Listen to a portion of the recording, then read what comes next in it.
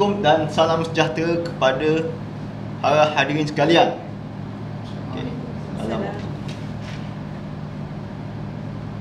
Pengalaman baik yang saya lalui adalah semasa di sekolah menengah, iaitu buli.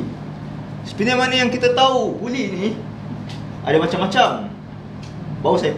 Itu pun saya tahu setelah saya meningkat dewasa. Sebab buli ni bukan terkongkong kepada sekolah saja, dia mesti terkongkong kepada tempat dia bekerja. Dan kebanyakan kes buli ni berlaku adalah kerana pertama, seseorang itu mungkin orang baru. Dia mungkin tidak tahu suasana masyarakat yang dia bergaul pada tempat kerja ataupun di sekolah. Itu pertama. Yang kedua pula, buli ni kita kena tahu psikologi si buli dan pembuli itu sendiri. Okey, yang pembuli itu dia ada masalah, dia punya keyakinan ataupun jati dia kurang. Dan sebab dia rasa dia memang tak berkuasa untuk mengawal keadaan dia. So jadi dia pembuli ni buat ialah dengan bergaul dengan kawan yang dia tengok hebat, dia kuat, dia cakap power, cakap tu ada rasa macam terancam kepada seseorang. Dan biasanya pembuli ni dia bukan seorang. Dia mana seorang? Dia ni mesti ramai. Itulah tabiat pembuli. Pembuli mesti ramai, tak seorang. Kalau seorang dia jadi macam anjing. Secara jujur lah, memang jaya macam anjing. Dia mesti ramai. Dan dia kalau boleh dia nak, pembuli ni dia nak apa yang dia buat tu orang lain iktiraf je, puji je. Yang seperti mana kita dengar kes-kes mak rempet yang kena tangkap kan. Lazimnya bila yang kena tangkap ni dia orang kira hebat lah bagi kumpulan mak rempet yang dia bergaul. Okey, bagi si yang kena buli ni, dia mungkin satu dia ada masalah dia mungkin masalah dia kurang bersosial, bermasyarakat. Dia mungkin pendiam seperti saya. Dan dia mungkin dia tak suka mencerita masalah peribadi dia kepada orang. Itu kerana kelemahan dia sebagai mangsa kena buli. Okey, ini pengalaman saya masa sekolah menengah, iaitu masa tingkatan 4. Saya kebetulan ambil aliran sains sebab saya lulus cukup makan kat PMR. Lepas tu bila masuk kelas aliran sains ni, dia lain macam. Dia lain. Sebab kebanyakan pelajar yang lepasan PMR yang saya duduk kat kelas tu, dia ambil tingkatan 4 aliran sains, semua ada 6A, semua ada 7A, semua ada 8A, straight A semua. Lulus A je. Saya ni cukup makan je. B penuh, tanya satu, kecuali satu je C.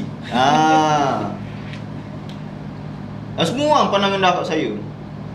Dan lepas tu lepas tu dia orang pada mulanya dia orang macam mengutuk nama saya. Saya biasalah nama kan. Psikologi si pembuli ni dia mengutuk dulu. Dia kutuk. Lepas tu bila si mangsa pembuli tu tak buat apa-apa, dia mulalah kacau. Okey, masa perhimpunan dia cucuk. Selalunya kan masa pelajar berdiri kan untuk dengar perhimpunan pagi kan, saya paling depan sekali, lain semua belakang. Saya tidak tahu siapa yang cucuk-cucuk saya kat belakang. Yang paling pelik tu, kenapa cikgu tak pasal? Okey, itu pada mula je. Lepas tu kes-kes benda yang kena buli ni makin lama makin meningkat. Mula-mula perkataan, lepas tu psikolog ni pergerakan kacau mengacau. Lepas tu dia dah start bubuh sampah kat dalam meja, start conteng meja. Saya pun fikir, saya pun masa tu saya tidak tahu bersosial lah, bermasyarakat. Saya pun murung je, rasa nak menangis pun ada. Tension. Lepas tu bila ada satu tahap saya selama 4-5 bulan saya tak buat apa-apa, mereka dah mula start berani. Mula berani untuk mentapau, memberi macam membuat peras ukur. Peras ukur. Mula-mula duit duit kan. Mula-mula bagi duit, lepas tu melalui jadi budak suruhan. Lepas tu bila saya rasa macam benda ni macam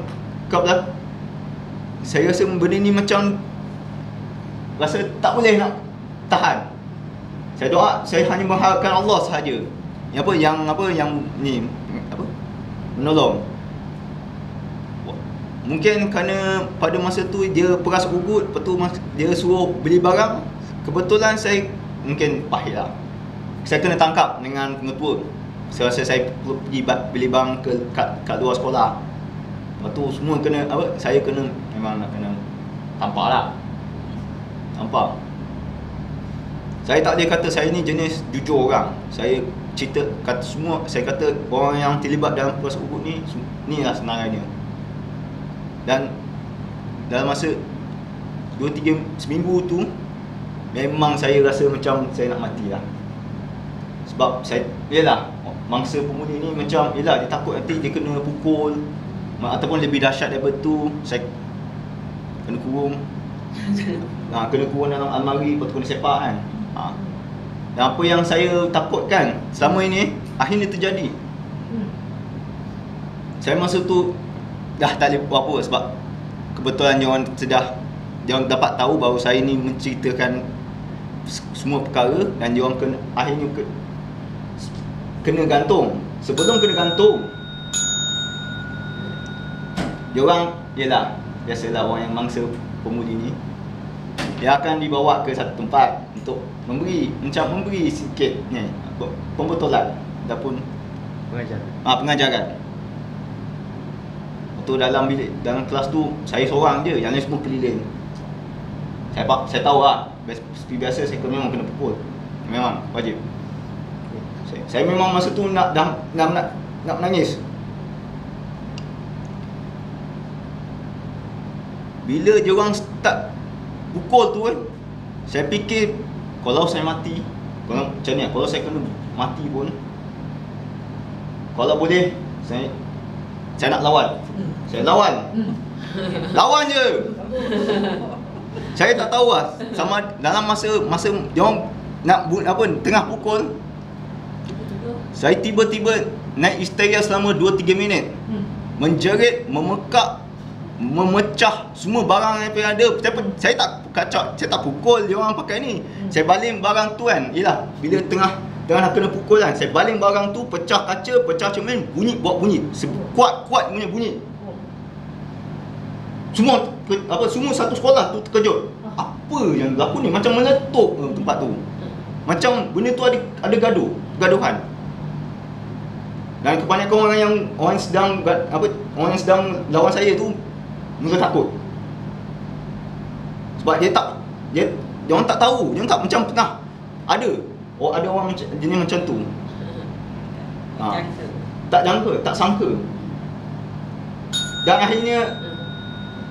akhirnya selama 5 minit saya bergaduh, bertempur. Akhirnya pengetua tu pengetua bersama dengan yang punya cikgu-cikgunya datang memberitahu mengepung keadaan. Tapi akhirnya kita semua sama-sama kena gantung. Sebab pertama, kita memecahkan merosakkan harta wang sekolah. Yang kedua, mencetuskan pergaduhan. Yang ketiga ialah macam tak tahu sama ada idea dia orang lah. Memberi memberi impak kepada pelajar kan. Impak buruk kepada pelajar bahawa sekolah ni tak selamat. Akhirnya saya gantung selama sebulan bersama dengan yang lain lah. Tapi pada masa itulah dia orang tak berani kacau saya.